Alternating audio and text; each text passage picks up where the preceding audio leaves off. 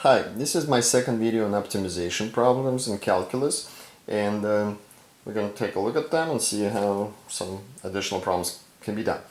So Willis wants to make a rectangular open top box whose volume is going to be 120 cubic feet. The base must be a square, and the cost of the material for base is $10 a square foot, and the cost of material for the sides is $9. So first of all, let's make a diagram and see what we're dealing with. So we have a box. It's the top is open. We're going to call the base length x. It's a square. And then what we should be able to figure out, we should understand that if we call this the height, then the volume of that, which is h times x squared, is going to equal 120. So you can find out that the height is going to be 120 divided by x squared. Now we have to figure out the cost. Well, everything is defined in terms of one variable, and that's exactly what we want. So the cost function. What does this consist of? One square base whose area is x squared, and the cost of that is $10. So the cost of the base is going to be $10 times the area of the base, which is x squared. And then what else do we have? We have 4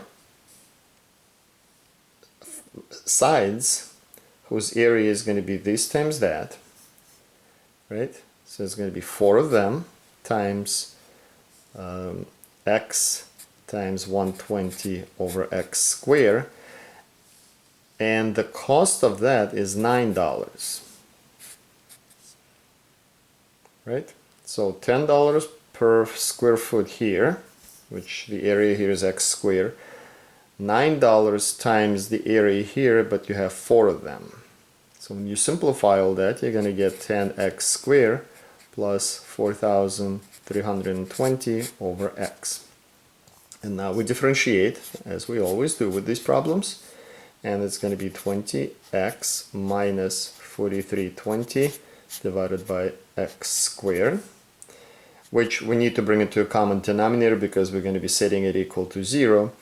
It's going to be 20x cubed minus 4320 divided by x squared, which when we factor out 20 in the numerator, we're going to get x cubed minus 216 divided by x squared, and we set it equal to 0.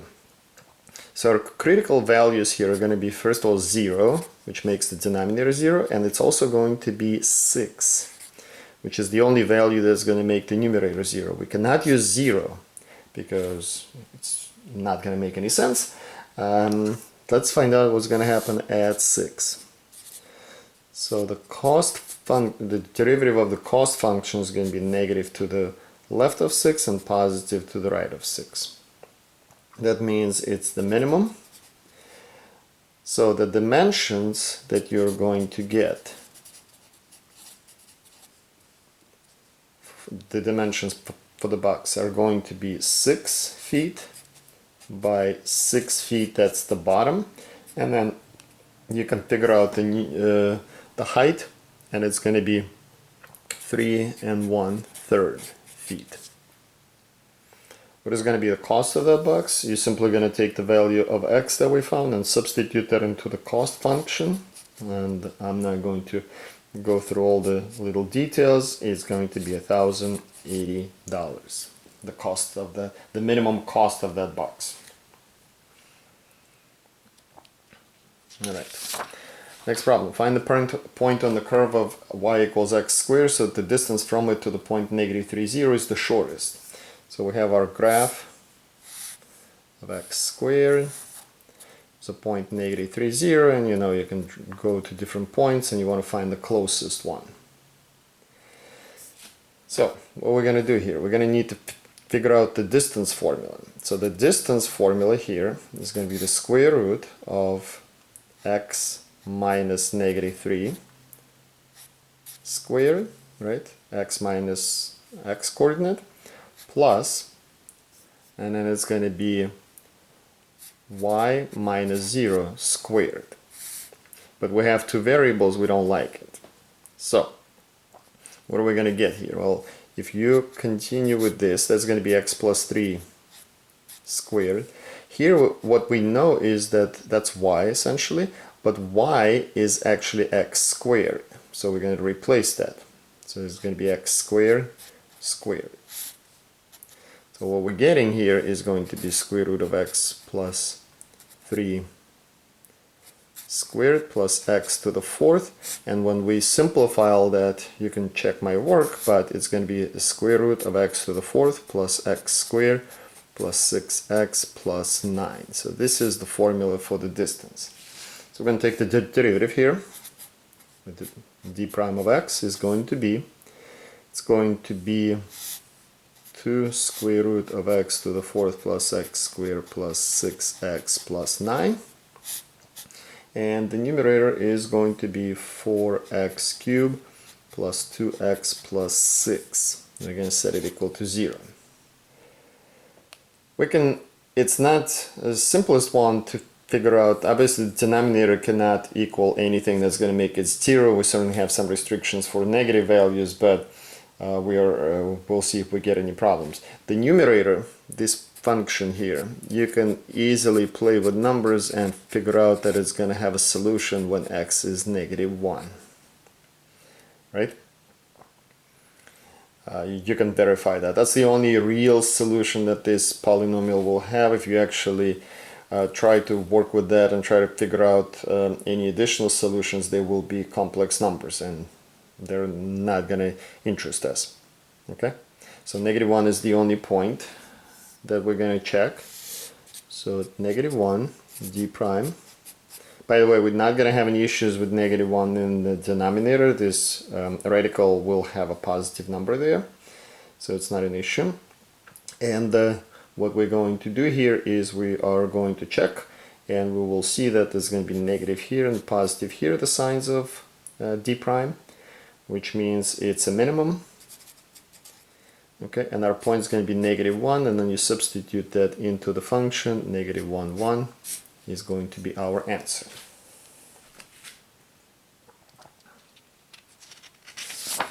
Alright, a rectangle is inscribed into a semicircle of radius r, whose center is at the origin as shown in the diagram. What's the largest possible area of the rectangle? Alright, so we're going to have to figure out here without any numbers. We're not giving any specific radius, but that should not be a problem. So how can you write the area of this rectangle? Well, it's going to be, if we call this x and I call this x, right? So the whole thing is 2x, and to find the height, it's going to be the square root of r squared minus x squared. You should be able to figure it out pretty easily. So then the area is going to be 2x, which is the length here, times the square root of r squared minus x squared, which is the height.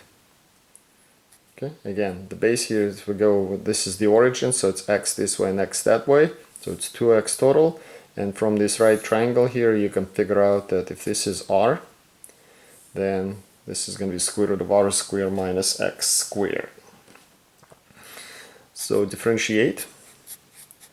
It's going to be 2 times square root, we have to use the product rule among other rules here, plus 2x times, it's going to be -2x divided by 2 square root of r squared minus x squared. So if we continue with this, we have 2's cancel, right? And we're going to get 2 square root of r squared minus x squared plus, what are we going to have here? 2x squared, or -2x minus 2x squared over square root of r squared minus x squared. We're going to need to bring them to a common denominator, so it's going to have to be 2 times r squared minus x squared minus 2x squared divided by square root of r squared minus x squared. It's just some algebra work here, which is going to end up giving us, after we simplify everything and I can factor out 2, 2 times r squared minus 2x squared divided by square root of r squared minus x squared. And we set it equal to 0. So basically we want r squared minus 2, we want r squared to equals to 2x squared, which means that x is going to equal to plus or minus r divided by the square root of 2. So negative r divided by the square root of 2 will not make sense for us because we're going to talk about negative value of x. It's actually going to give you an answer that you could use, but that's not going to be something we're going to be working with. So we're going to use r divided by square root of 2, and we're going to check the sign of a prime. And what you're going to find here is that it's going to be positive and then negative. Okay? So then we want to find the largest possible area.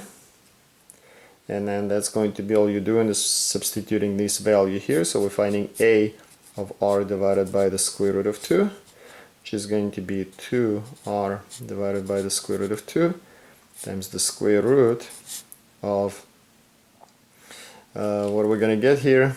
We're going to get r squared, so that's going to be r squared, well, yeah, and x squared is going to be this quantity squared, so it's r squared divided by 2.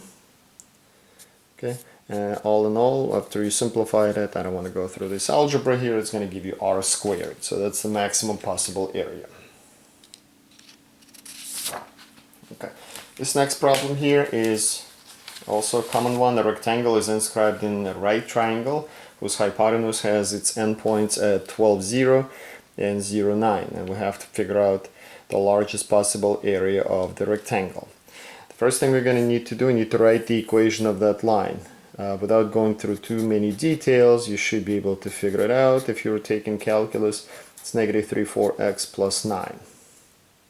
So if we pick a point here that's x9, to find the area here, it's going to be our x, whatever x is, right, times y.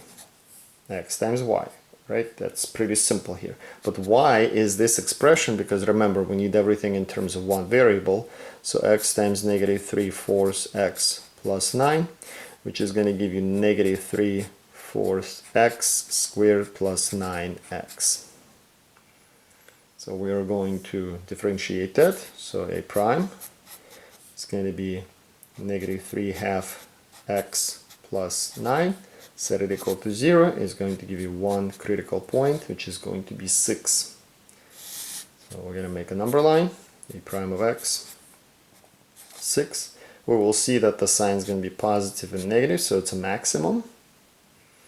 So when x is going to be 6, we will get to the maximum, but the question is to find the largest possible area here. So we need to make sure that we find that, and then all you need to do is find a of 6, which is going to give you 27 when you do the math. Okay. All right. We have one last problem to do. This is another fairly common type of problems. It's going to be quite a bit of algebra here we're going to have to do. So we have a cylinder that's inscribed in a cone, just like the diagram shows, and the diameter of the cone and the height of the cone are both 10 inches. So this is 10 and this is 10. Then we need to find the maximum possible volume of the inscribed cylinder. So I'm going to make a diagram that's going to show us a slice of this, and we're going to basically look at something like that, right? So what we need to do here is understand some of the relationships between the variables. So if I call this r, this distance here, then we need to write an expression for the height, and the height will be represented by this here, right? Which essentially is going to be determined by the this line, because it's going to be a point on this line. So I can express the height here, and you can actually see it, that is going to be negative 2r plus 10. Okay. So we're going to need to find the volume formula. So the volume formula as a function of the radius, because we're using that as our variable, is going to be pi r squared h. This is what you use for a cylinder, which is going to be pi r squared times negative 2r plus 10, which is going to end up giving us negative 2 pi r cubed plus 10 pi r squared. We differentiate that. So it's going to be negative 6 pi r squared plus 20 pi r. We can factor out negative 2 pi r. That's going to leave us with 3r minus 10. And we set it equal to 0. So we have two critical values here, 0 and 10 thirds, right? But 0 does not make any sense because you cannot have this radius of 0, you have nothing. So 10 thirds. Draw a number line, I'm doing V prime.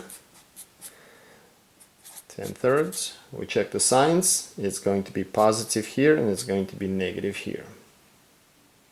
Right? So it is a maximum, which is exactly what we want. So 10 thirds is our radius, and we can just find the volume now.